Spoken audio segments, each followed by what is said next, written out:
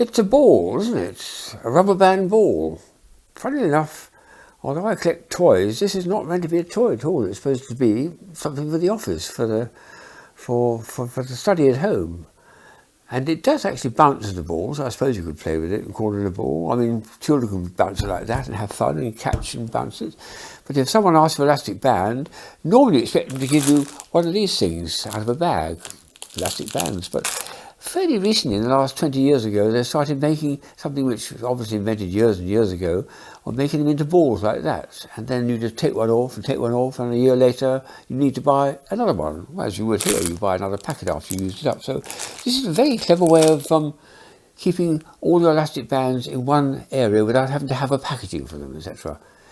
Naturally enough, some people out there in the world love the idea of making world records. And this is the world record I came across about 20 years ago. This is an extraordinary artisan somewhere in America who made a rubber band ball over many, many years, about 4 or 5 or even 6 foot tall it might have been, probably weighs about a ton too, because it's quite heavy stuff. Even a small one like this, you can feel some weight, but that would be a huge weight. And that was the world record at the time. Well, that's 20 years ago, so perhaps they made a big one as big as a house now, I don't know. But nice one, because it's looks like a toy. It is a toy, it can be played, but it's really intended to be an everyday item for the office or the study. So that's what I'm looking at. Balls, not necessarily for the studies, but for playing with, but very unusual ones. And I've got some unusual ones here. Some of them, the thing about balls is sometimes they bounce, and this one hardly bounces at all, but sometimes you just catch them, you throw them and you catch them, and this is a nice one to throw and catch because it feels very pleasant in the hand. Those little rubber pieces here gently tickle the fingers and make it feel a nice thing to catch compared with an ordinary round ball, and it feels nice too, and it looks very pretty. So a good one for tossing around. I think it'd be quite nice to juggle with that one actually. It's a good juggling ball. So a nice one there. There's a strange one here which has got a little baby as well. These are spider balls. I have noticed one of my toys is a large spider, and when it's frightened it drops down the web very quickly to escape. But the other thing they do to escape, this is nature learning over millions of years, is to roll themselves on the ball and run along like that and flurry across and escape from a predator, or just because they're frightened or something. And here's a little baby learning how to do the rolling action like that. But they're supposed to be spider balls with lots of little legs. There's a lot more than 6 legs there, and running away from you as fast as it can to escape from danger. And it does bounce sort of, not that well, but it's okay. But it's a lot of fun to look at and a lot of fun to catch and throw. Nice one, that. Here's one of the squishy ones, a very early squishy one, this, because it doesn't squish quite so far as the modern ones, which make big thing bulbs on them. But it will do a little bit of play action. I can make that bulge a little bit like that. But I love the idea of having a tomato ball which is soft and quite pleasant to feel around with the hands, so it's good exercise for the fingers. But it hardly bounces at all, a tiny bit of bouncing, but certainly it'd be a good one to throw and catch and throw. Tomato coming over, you say, and you go and catch the ball, you catch it and you throw it back again. Again, to juggle with that would be really quite fun, I think, too. There's one or two very quirky ones. This is one of my quirkiest I've came across. It's spring balls, would you believe.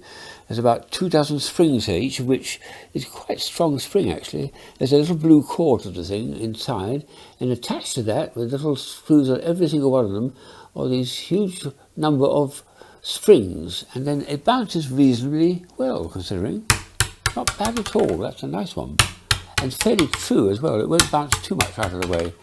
But what a lovely, nice noise too. What a lovely idea that is. And I can feel when I pick it up, it's still humming slightly as I'm feeling it with my fingers, because the springs have been given a little knock and they're humming. Probably, I don't know whether I can get it to the microphone, I don't think I can, but I can definitely feel a hum to my fingers, and now it's dying away. So a very, very unusual ball, only ever made once, I think it was about 20 years ago, and hasn't reappeared. I think it's time it did, don't you? There's 2 balls here which look as though they shouldn't do any bouncing at all. I'll show this one first because it's the most quirky. A cue ball, they called it. It's a cube, but they're made of very soft rubber, foam rubber inside, but in the very core of it, most of the core, is a nice a good, well-functioning super bounce ball, which will behave as a super bounce ball should do. It'll bounce just about, a little bit out of the way. But if you bounce it very hard on a floor, it pretty well bounces up again the way it was thrown down, which means that it's not actually if that was a hard rubber ball shaped like a cube, it wouldn't bounce at all. It would go everywhere. But it bounces reasonably well, considering it's actually a soft foam on the outside for most of the shape, and the real ball is inside and hidden, and that's very unusual. This is a little bit the same, but it looks like a little, it's a ball shaped like a cow. There's a good sized ball inside, and it bounces really quite well, and again it's soft to catch, and you can throw it through the air, and kids can pretend they're playing and talking to the cow and all that business. It's a nice one, that, and it's a very soft one. Another one here is a ball made of lots of small balls. There's a central core around which they're based. It does bounce a little bit chaotically, depending on what part of the sphere, or what the one that's hitting the ground will come back with. But it's a tricky one, but it's again a nice thing to feel. So lots of fun with these balls when they feel tactile, I think it is. Then the last two are exceptionally interesting ones. This is, I think, one of my all-time favourites, because it's an extraordinary idea. It's a reasonably good ball. It's bouncing. It's a hollow one. It's got some pressure, air pressure inside it to make it bounce well. If you want to put it away in your pocket, it's a bit stiff. You can deflate it, which you would need by pushing that little flat pin there with your thumbnail there. Just pushing there, and it goes whoosh. You hear it go whoosh, whoosh, whoosh. Now, to inflate it, you do the opposite. On the other end, you've got a little tiny hole there, and a tiny little diaphragm. So when you push like that, and it goes, listen to this. It's making a little hiss noise as the air goes in again. Whoosh, whoosh, whoosh. And if I push down when it's on the table, it comes up very nicely to a full-size ball quite quickly. About sort of 10 or 15 little pumps. And it's getting air inside each time, and then when it's just about full, it behaves as it started, a little bounce ball, ready to be played with, and then in due course deflated. So that's an ingenious one. A little thing for letting the air out, and a little device for pushing air back in again. Makes for a marvellous thing, a pump ball they call it. Very clever design. And the last one is, well, it's a little bit of a dig at old Saddam Hussein from Iraq all those years ago.